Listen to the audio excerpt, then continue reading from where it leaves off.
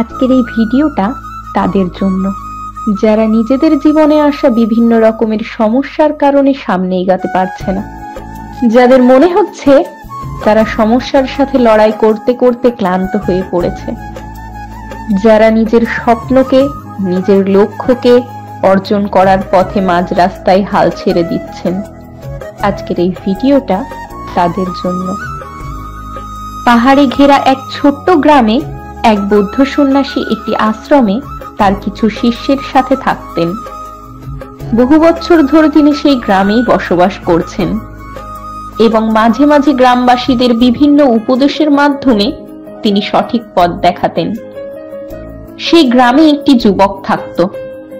ওই যুবক তার জীবনের এমন এক পর্যায়ে ছিল যেখানে সে তার সব স্বপ্ন, তার লক্ষ্য কোনো কিছুকেই অর্জন করতে না পেরে সবসময় ভীষণ চিন্তার মধ্যে থাকত। তার একটা ছোট্ট ব্যবসা ছিল, যেটা প্রথমে ভালোই চলছিল, কিন্তু একটা সময় পর তার সেই ব্যবসায় লোকসান হতে শুরু করে। আর তার সঙ্গে সঙ্গে তার ব্যক্তিগত জীবনেও একটার পর একটা সমস্যা আসতেই থাকে। সে না তো ব্যবসা ঠিক মতো সামলাতে পারছিল, আর না তো ব্যক্তিগত জীবনের সম্পর্কগুলো।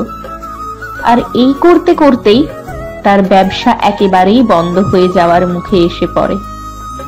অনেকদিন থেকে এই সমস্যার সঙ্গে লড়াই করতে করতে যুবকটি ভীষণ ক্লান্ত হয়ে পড়েছিল আর সবকিছু থেকে হাল ছেড়ে দিয়েছিল।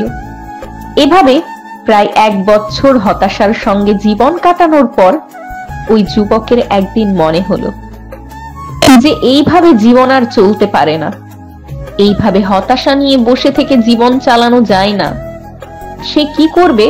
তার জীবনে এত রকমের সমস্যা যে তার মাথা কাজ করছিল না, যে এগুলোকে সে কিভাবে ওভারকাম করবে। তাই সে একদিন ভাবলো সে বৌদ্ধ সন্ন্যাসীর কাছে গিয়ে তার সব সমস্যার কথা বলবে। ওই বৌদ্ধ সন্ন্যাসী তাকে যদি কোনো সমাধান বলে দিতে পারে। আর এটা ভাবা মাত্রই পরের দিনই সে ওই সন্ন্যাসীর আশ্রমে চলে যায়। ওখানে গিয়ে বৌদ্ধ সন্ন্যাসীকে তার সব সমস্যার কথা খুলে বলল। বৌদ্ধ সন্ন্যাসী তার সব কথা শোনার পর কিছুক্ষণ চুপ থাকলেন। তারপর তিনি ওই যুবককে বললেন যে চলো, তোমাকে একটা জায়গায় নিয়ে যাই। এরপর তিনি ওই যুবককে সাথে নিয়ে একটা জঙ্গলে গেলেন, যেখানে একদিকে বেশ কিছু বড় বড় বৃক্ষ ছিল আর অন্যদিকে ছিল কিছু বাঁশ গাছ। বৌদ্ধ সন্ন্যাসী সেখানে থাকা বৃক্ষ আর বাঁশ গাছের দিকে আঙুল দেখিয়ে বলল, আচ্ছা, তোমার কি মনে হয় এই দুটো গাছের মধ্যে কোন গাছটি সবচেয়ে বেশি শক্তিশালী? ওই যুবকটি তখন উত্তর দিল, গুরুদেব, এই বৃক্ষগুলি। যুবকটি বলল, কোথায় এই মোটা গুড়ির এত বড় বড় গাছ, আর কোথায় এই পাতলা বাঁশ গাছ? এই বাঁশ গাছের থেকে এই বৃক্ষগুলি অনেক বেশি মজবুত। গুরুদেব বললেন, ঠিকই বলেছ, বাইরে থেকে দেখে তো তাই মনে হয়, কিন্তু যদি এখানে খুব জোরে ঝড় তুফান আসে তাহলে তোমার কি মনে হয় কোন গাছটা এই ঝড়ের সাথে বেশি ভালো মোকাবেলা করতে পারবে?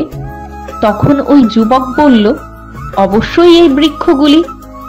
গুরুদেব বললেন, না, এখানে আসল মজার বিষয় হলো বৃক্ষগুলিকে বাঁশ গাছের থেকে অনেক বেশি মজবুত বলে মনে হলেও বড় সমস্যা, ঝড় তুফানের সময় কিন্তু এই বাঁশ গাছগুলি বেশি ভালো ঝড়ের মোকাবেলা করতে পারে। বৃক্ষগুলি দৃঢ়, কিন্তু বাঁশ গাছগুলির মতো এত ফ্লেক্সিবল নয়। যখন জোরে ঝড় আসে, বৃক্ষটার এক জায়গায় স্থির থাকা স্বভাব, তার এই স্বভাবটাকে অনেক সময় ভেঙে দেয়। কিন্তু বাঁশ গাছগুলি এতটাই ফ্লেক্সিবল হয় যে যখন ঝড় এসে তাকে আঘাত করে, সে সেই আঘাতকে সম্মান করে কিছুক্ষণের জন্য ঝুঁকে যায়। আবার তার উপর দিয়ে যখন হাওয়া বয়ে চলে যায়, তখন সে আবার আগের মতো সোজা হয়ে যায়। আমাদের মধ্যেও কিন্তু এই রকম 2 ধরনের মানুষ আছে। এক ধরনের মানুষ যারা নিজের মাইন্ড সেট করে কিছু বিশ্বাস নিয়ে এতটাই মগ্ন থাকে যে যখন কোনো সমস্যা আসে তখন সে কোনো মতেই পিছু হটতে চায় না, একটুও ঝুঁকতেই চায় না।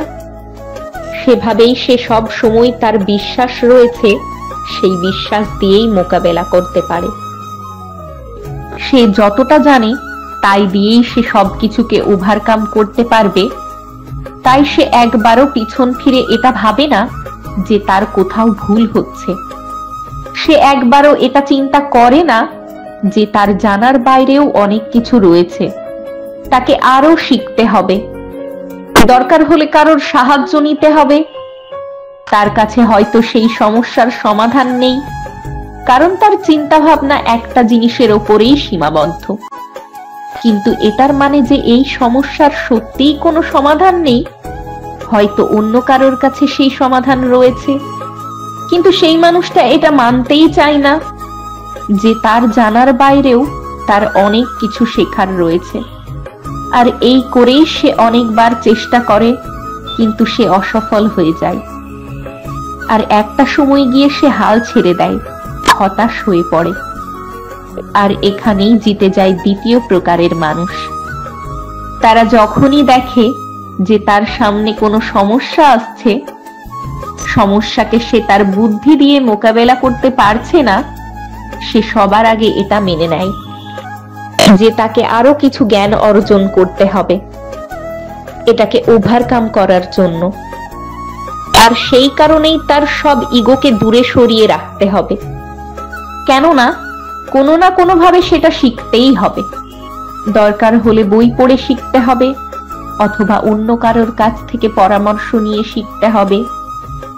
এই ধরনের মানুষ নিজের চিন্তা ভাবনা নিয়ে এত ফ্লেক্সিবল হয় যে কোনো সমস্যাই তাকে কমজোর করে দিতে পারে না, যে সে হাল ছেড়ে দিয়ে হতাশ হয়ে পড়বে।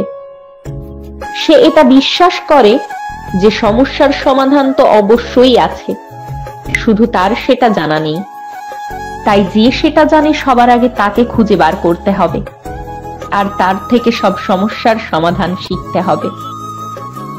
এরপর বৌদ্ধ সন্ন্যাসী ওই যুবককে বললেন, তুমি এবার নিজের জীবন নিয়ে চিন্তা করো যে তুমি এতদিন কোন গাছটার মতো চলছিলে, এবং জীবনে হাল ছেড়ে দেবার আগে একবার নিজের উপর বিশ্বাস রাখো। দেখো, তুমি কিন্তু আবারও কামব্যাক করতে পারবে। তো আপনারাও কি জীবনে গিভ আপ করার আগে আরো একবার কামব্যাক করার জন্য তৈরি? আমাদের এই ভিডিওগুলি কেমন লাগে তা অবশ্যই কমেন্ট করে জানাবেন। সবাই ভালো থাকবেন, আবার দেখা হবে।